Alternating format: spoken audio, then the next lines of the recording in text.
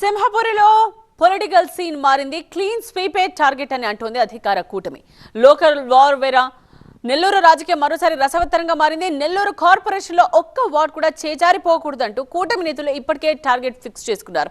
ఇటు వైసీపీ కూడా పూర్వ వైభవం కోసం ప్రయత్నిస్తూ ఉండడంతో అసెంబ్లీ ఎన్నికలను తలదన్నేలా లోకల్ వార్ జరగబోతోందనే సంకేతాలు వస్తున్నాయి. నెల్లూరు నగరపాలక సంస్థ పరిధిలో నెల్లూరు సిటీతో పాటు నెల్లూరు రూరల్ అసెంబ్లీ నియోజకవర్గం ఉంటుంది. నెల్లూరుకు మేయర్ కుర్చీ అంటే 2 నియోజకవర్గాలకు పవర్ సెంటర్. అందుకే నెల్లూరు కార్పొరేషన్ పీఠం కోసం పోటీ కూడా ఓ రేంజ్ లో ఉంటుంది.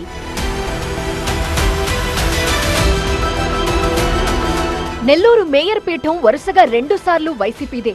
2014లో అబ్దుల్ అజీజ్ ని, 2022లో శ్రవంతిని మేయర్ పీఠం వరించింది.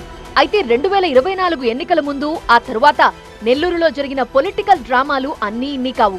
కోటంరెడ్డి వెంట టీడీపీలోకి వచ్చిన శ్రవంతి ఆ వెంటనే యూటర్న్ తీసుకుని వైసీపీలోనే ఉన్నట్టు ప్రకటించారు.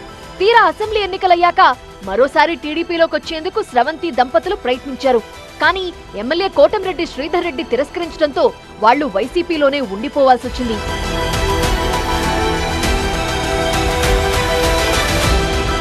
ఆ తరువాత క్యాంపు రాజకీయం, అవిశ్వాస తీర్మానంతో మేయర్ పదవి నుండి శ్రవంతిని తప్పించడం లాంటి పరిణామాలు కూడా జరిగాయి. డిప్యూటీ మేయర్ గా ఉన్న రూప్ కుమార్ యాదవ్ ఇన్ఛార్జ్ మేయర్ గా పనిచేయటం పైన రాజకీయ రగడ నడిచింది.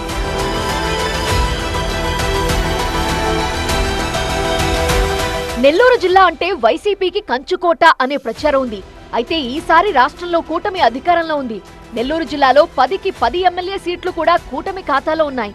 కాబట్టి గెలుపు తమదే అనే ధీమా కూటమిలో కనిపిస్తోంది.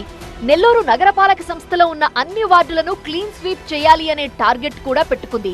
అయితే కూటమిలోని 3 పార్టీల్లో ఏ పార్టీకి మేయర్ సీట్ దక్కబోతోంది, ఎవరిని అభ్యర్థిగా ఎంపిక చేస్తారనేది క్లారిటీ రావాల్సింది.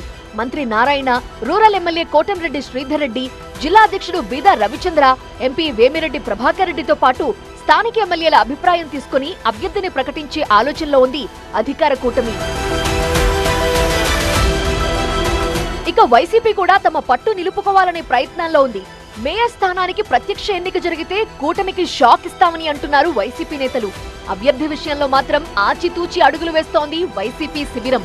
కూటమి అభ్యర్థిని ప్రకటించాకే తమ అభ్యర్థిని ఎంపిక చేయాలి అనే ఆలోచనలో ఉంది.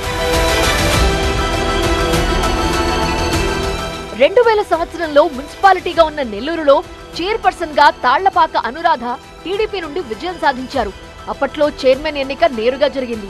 ఆ తరువాత నుండి పరోక్ష పద్ధతిలో ఎన్నిక జరుగుతోంది. 26 ఏళ్ల తరువాత మళ్లీ ఇప్పుడు డైరెక్ట్ ఎన్నిక జరుగుతుండటంతో ఎన్నికలు మరింత ఆసక్తికరంగా మారాయి.